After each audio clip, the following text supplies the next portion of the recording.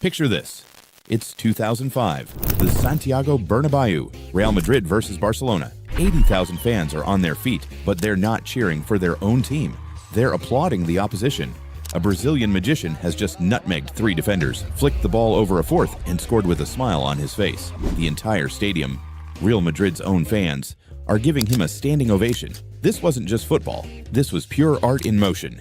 But here's what'll absolutely blow your mind. Ronaldinho didn't just play football, he transformed it into something that had never been seen before. While other players ran, he danced. While they fought for every yard, he glided across the pitch like he was floating on air. We're talking about a player so joyful, so creative, that he made grown men fall in love with football all over again.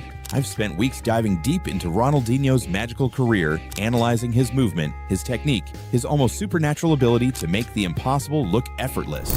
What I discovered will remind you why you fell in love with this beautiful game in the first place. Because by the end of this video, you'll understand exactly how one man turned football into the most beautiful dance ever performed, and why Ronaldinho remains the most joyful genius who ever lived. So get comfortable, because this story will take you on a journey through pure footballing magic.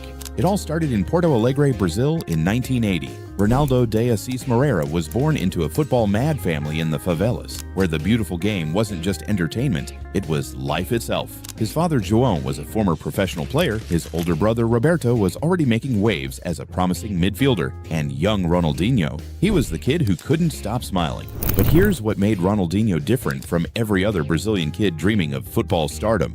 He didn't just want to win, he wanted to entertain. While other children would practice their shooting or their passing, Ronaldinho would spend hours working on tricks that served no tactical purpose except to bring joy. His childhood friends remember him as the kid who would try the most outrageous skills in the middle of serious matches. Ronaldinho would be losing 3-0 and still be trying rainbow flicks. One friend recalled, "It wasn't about showing off, he just couldn't help himself." Football was his way of dancing. Tragedy struck when Ronaldinho was just 8 years old. His father drowned in the family's swimming pool, leaving the family devastated and struggling financially. Most kids would have been crushed by such loss, but Ronaldinho, he channeled his pain into pure joy on the football pitch. "After my father died, football became my escape," Ronaldinho later said. "Every time I touched the ball, I felt happy again. Every trick, every skill, every smile. It was my way of honoring his memory." At Grêmio's youth academy, coaches were initially frustrated with young Ronaldinho. He had incredible talent, but he seemed more interested in entertaining the crowd than following tactical instructions. During one youth match, he scored a goal by flicking the ball over the goalkeeper's head with his back to the goal. His coach was furious until he saw the crowd's reaction. "The entire stadium was on their feet," the coach remembered. "Kids, adults, everyone was smiling and laughing. That's when I realized this boy wasn't just playing football, he was spreading happiness." By the time he was 17, Ronaldinho was already a sensation in Brazilian football. His debut for Grêmio's first team was typical Ronaldinho. He came on as a substitute, nutmegged 2 defenders within his first 5 touches, and set up the winning goal with a no-look pass that left everyone speechless. But it was his performances in the 1999 Copa America that announced Ronaldinho to the world. Playing alongside legends like Rivaldo and Ronaldo, the young magician stole the show with displays of skill that seemed to defy the laws of physics. His free kick against Venezuela became legendary. Standing 35 yards from goal with the entire stadium expecting a cross, Ronaldinho did something that no one saw coming. He bent the ball around the wall, over the goalkeeper, and into the top corner with such precision that even the Venezuelan fans applauded. "I've never seen anything like it," said Venezuela's goalkeeper. "The ball moved like it was alive, like Ronaldinho was controlling it with his mind." European clubs took notice, and in 2001, Paris Saint-Germain paid €5 million to bring the Brazilian magician to France. But PSG wasn't ready for what they were getting. This wasn't just a talented player. This was a force of nature who would transform everything he touched. His debut at the Parc des Princes was pure theater. Within 10 minutes, Ronaldinho had nutmegged 2 defenders, scored a goal with a backheel flick, and had the entire crowd chanting his name. French football had never seen anything like it. Ronaldinho didn't just play for PSG, said former teammate JJ Okocha. He put on a show every single match. Training sessions became entertainment. Even the groundskeepers would stop working just to watch him practice his skills. But it was his elastico that became his signature move. A skill so beautiful, so perfectly executed, that defenders would often just stop and admire it, even as Ronaldinho glided past them. The way he would shift his body one way, flick the ball the other, and dance through challenges. It was poetry in motion. French defenders later admitted they had no idea how to stop him. "You can't defend against joy," one said. Ronaldinho played with such happiness that even when he destroyed you, you couldn't help but smile. After 2 magical seasons in Paris, Barcelona came calling. The Catalan giants paid €30 million for Ronaldinho in 2003, and what followed was the most joyful period in the club's modern history. His presentation at the Camp Nou was electric. 50,000 fans showed up just to watch him juggle a ball and perform tricks. No goals, no match, just pure skill. And the crowd went wild. "I've never seen anything like that presentation," said Barcelona president Joan Laporta. "Ronaldinho hadn't even played a match for us yet, but he already had the entire city under his spell." His first season at Barcelona was good, but it was in his second season that Ronaldinho truly became a legend. Under coach Frank Rijkaard, playing alongside rising star Lionel Messi, Ronaldinho turned the Camp Nou into his personal dance floor. The 2004-05 season was pure magic. Week after week, Ronaldinho would produce moments that left fans speechless. His goal against Sevilla, where he chipped the ball over 3 defenders before volleying it home. His assist against Real Madrid, where he nutmegged Roberto Carlos and set up Samuel Eto'o with a no-look pass.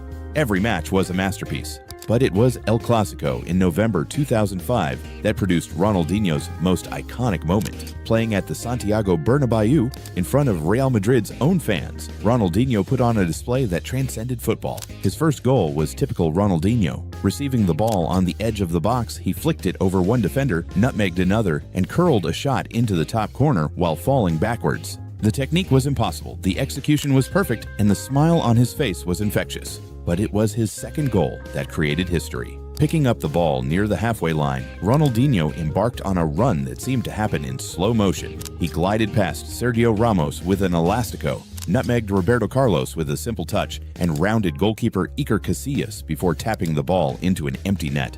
The Santiago Bernabéu erupted. Real Madrid fans, the most passionate, most partisan supporters in world football, were on their feet, applauding a Barcelona player. It was unprecedented, it was magical, and it was pure Ronaldinho. "I've never seen anything like it," said Real Madrid captain Raúl. "Our own fans were cheering for the opposition. That's not football, that's art." If you're getting goosebumps hearing about these incredible moments, make sure to subscribe to Soccer Chronicles because we celebrate the magic that makes football the beautiful game. Trust me, Ronaldinho's story gets even more incredible from here. The 2005-06 season was Ronaldinho's masterpiece. Barcelona won La Liga, and Ronaldinho was crowned the best player in the world, winning his second consecutive Ballon d'Or. But more importantly, he had restored joy to football. His performances that season were otherworldly. Against Real Betis, he scored a hat-trick, where each goal was more beautiful than the last. Against Chelsea in the Champions League, he nutmegged 3 defenders in a single run and set up the winning goal with a pass that seemed to bend the laws of physics. "Playing with Ronaldinho was like being in a video game," said teammate Deco. "He would do things that shouldn't be possible, and he'd do them with a smile on his face. He made football fun again." But Ronaldinho's influence went beyond just his performances. He changed how people thought about football. In an era where the game was becoming increasingly tactical and physical, Ronaldinho reminded everyone that football was supposed to be joyful. Young players around the world started copying his tricks, his celebrations, his infectious smile. Football pitches became dance floors as kids tried to recreate the magic they saw from the Brazilian wizard. "Ronaldinho saved football from becoming too serious," said former England striker Alan Shearer. "He reminded us that this is a game, and games are supposed to be fun." His relationship with the fans was special. Ronaldinho didn't just play for Barcelona, he performed for them. Every match was a show. Every touch was an opportunity to create magic. Every smile was a gift to the supporters who adored him. The Camp Nou during Ronaldinho's peak was electric. Fans would arrive early just to watch him warm up, knowing that even his practice touches would be worth the price of admission. His pre-match juggling sessions became as popular as the matches themselves. "Ronaldinho turned football into entertainment," said Barcelona fan club president. "We didn't just go to watch our team win, we went to watch art being created." But perhaps Ronaldinho's greatest achievement was his influence on a young Lionel Messi. The Argentine teenager was just breaking into Barcelona's first team when Ronaldinho took him under his wing, teaching him not just about football, but about joy. "Ronaldinho taught me that football should make you happy," Messi said years later. "He showed me that you can be the best player in the world and still have fun." That lesson changed my life. The image of Ronaldinho celebrating with teenage Messi after the Argentine's first goal for Barcelona became iconic. The Brazilian's genuine joy at his young teammates' success showed his character. This wasn't a player threatened by emerging talent. This was a mentor celebrating the next generation. As the 2000s progressed, Ronaldinho's performances began to decline. The late nights, the parties, the lifestyle that had always been part of his charm started to affect his football. But even as his physical abilities waned, his ability to create magic remained. His free kick against Lyon in the Champions League, bending the ball around the wall and into the top corner with impossible precision, his assist against Real Madrid, where he nutmegged Sergio Ramos and set up Thierry Henry with a no-look pass. Even past his peak, Ronaldinho could still produce moments of pure genius. Ronaldinho at 70% was still more entertaining than most players at 100%, said former teammate Xavi. His worst day was still magical. When Ronaldinho left Barcelona in 2008, it marked the end of an era. The Camp Nou had lost its magician, football had lost its greatest entertainer, and the world had lost a source of pure joy. His later career took him to AC Milan, Flamengo, Atletico Mineiro, and finally back to Brazil. While he never quite recaptured the heights of his Barcelona years, he continued to produce moments of magic that reminded everyone why they had fallen in love with him in the first place. His goal for Atletico Mineiro in the Copa Libertadores, where he chipped the goalkeeper from 40 yards with a casual flick. His assist in a charity match, where he nutmegged 3 defenders while walking. Even in his 30s, Ronaldinho could still make football look like dancing. When he finally retired in 2018, football lost more than just a great player. It lost a philosopher, an artist, a man who had spent his entire career proving that football was about more than just winning and losing. Ronaldinho showed us that football is art, said Pelé. He painted masterpieces with his feet, and every match was his canvas. Today, Ronaldinho's influence can be seen everywhere. The skills, the tricks, the emphasis on entertainment. Modern football owes a debt to the Brazilian who reminded everyone that the beautiful game should actually be beautiful. Players like Neymar, Vinicius Jr., and countless others show traces of Ronaldinho's influence. The understanding that football can be both competitive and joyful, that winning and entertaining aren't mutually exclusive. Ronaldinho changed football forever, said current Brazil coach Tite. He showed that you can be the best player in the world while still having fun. That's a lesson every young player should learn. But perhaps Ronaldinho's greatest legacy isn't any trophy or individual award. It's the millions of people around the world who fell in love with football because of him. The kids who started playing because they wanted to dance like Ronaldinho. The fans who remembered why they loved the game in the first place. His famous quote captures his philosophy perfectly. Football is about joy, about entertainment, about making people happy. If you're not smiling when you play, you're doing it wrong.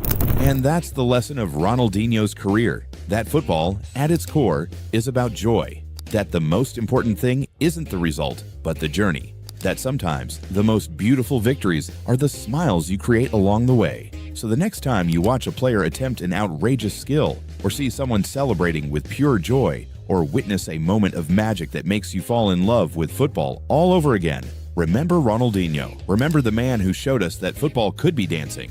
If this story reminded you why you love the beautiful game, make sure you're subscribed to Soccer Chronicles because we celebrate the magic that makes football special. Hit that subscribe button and click the notification bell so you never miss our deep dives into the legends who shaped the sport we love. Trust me, there are so many more incredible tales of footballing artistry waiting to be told. Because sometimes the greatest victories aren't measured in trophies or titles. They're measured in the joy you bring to the world. And nobody brought more joy to football than the man who made it look like dancing.